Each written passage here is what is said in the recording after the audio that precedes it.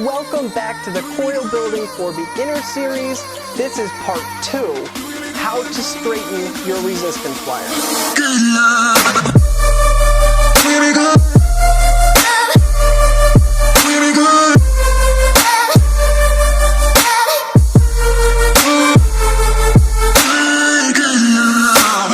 Part 1 was all about the tools you need to get started building coils, and I talked a little bit about resistance, diameter, things like that. If that's what you're looking for, go back to part 1 and we'll meet you back here. I had some subscribers ask me to clarify what happens to resistance when you have a dual coil setup versus a single coil setup. So I want to kind of visually explain this really quick. To recap, if this is 30 gauge wire and this is 18 gauge wire, more water will be able to flow through the 18 gauge wire than it will through the, what did I say this was, 30, 32? We'll say this is 30. More water will be able to flow through the 18 gauge than it will the 32 gauge. So this is going to ohm lower. This straw represents a single coil build, right? There's only so much water that can flow through. Say this ohms out to 0.20. If I add another straw to it, that makes a dual coil. I just doubled the amount of water that can flow through. That means more water will travel through. It will ohm lower. It will end up ohming 0.10. Good luck. There's two ways that I straighten wire. If I'm straightening between 30 and 26 gauge, I use my hands to straighten it, and I'll show you how I do that. I don't know why you would straighten 30 gauge unless you're doing braiding, but regardless, between 30 and 26, this is how I straighten wire. First thing you want to do is measure out how much wire you need. If you're building a Clapton and you want your finished rod to be 11 inches, go ahead and cut your wire to 11 inches. Now don't worry if your wire has a kink in it from where you had to like attach it like that or put it through the hole. Don't cut that whole piece off. That's a huge waste of wire. Wire's expensive.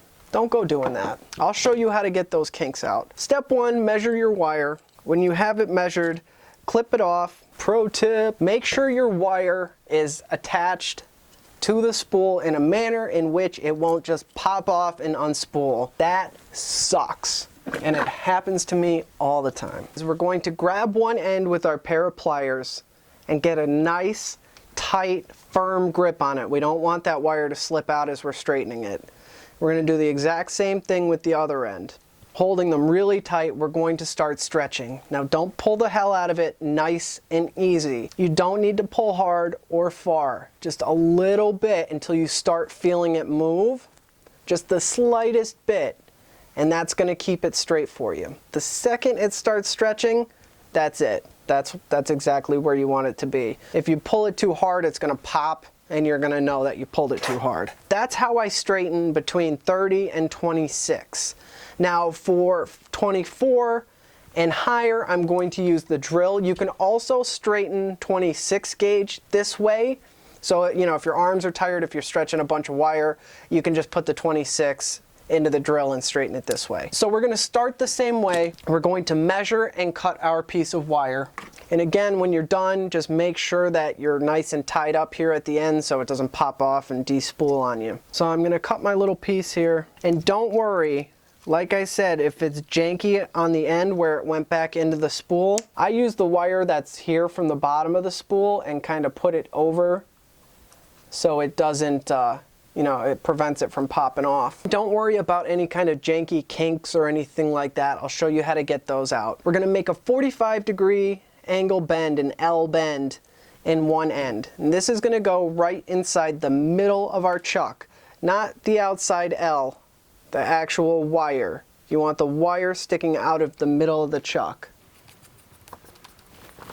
We got a pretty janky looking piece of wire here. I'm going to grab the other end with a pair of pliers. Again, nice tight grip. We don't want it to go slipping out.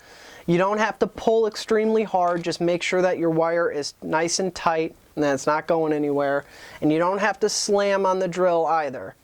You don't have to spin it until it breaks. You just need to make it straight. Don't do any more work than you have to. Don't make it harder than you have to. So I'm going to pull, put tension on the drill, and I'm going to spin. And I'm going to do this in real time. I'm not going to fast forward it so you can see how fast and how long I'm doing it.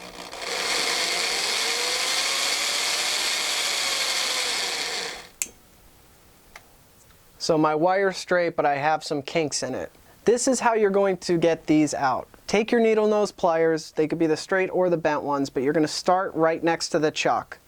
And you're going to put very light pressure and incrementally work your way up as far as the tension, like how much pressure you're putting. But gently, light pressure, pinch and pull out towards the end. You can go down the whole rod if you've got kinks in the whole rod, or you could stop right where your kink was. But that will take the kinks out. If it's, you know, giving you a hard time, just put more and more pressure. Now this will work for kanthal, nichrome, stainless steel, titanium, nickel, whatever it is that you're using. This is how you can straighten wire. I have a whole separate video on how to straighten ribbon wire. I'll put the link to that right there-ish. If you guys have any questions or need clarification on anything, drop it in the comments. I do my absolute best to get back to you guys there.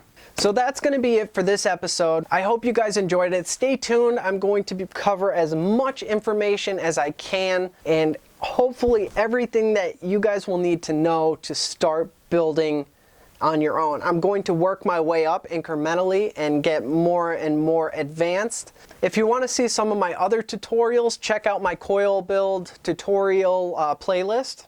If you like this video, guys, give it a thumbs up. Press the subscribe button to see more of my content. Hit the bell notification button if you want to be notified when I upload another episode. Check out my Instagram at Sherlock_Holmes, which is HOHMS. Go check out my website, SherlockHolmes.com, and that's HOHMS. Thank you to all my subscribers for the constant encouragement and support. You guys are absolutely amazing and keep me going. Thank you to everyone for watching this video. I'm Sherlock Holmes, and I'll see you in the next video. Good love. Here we go.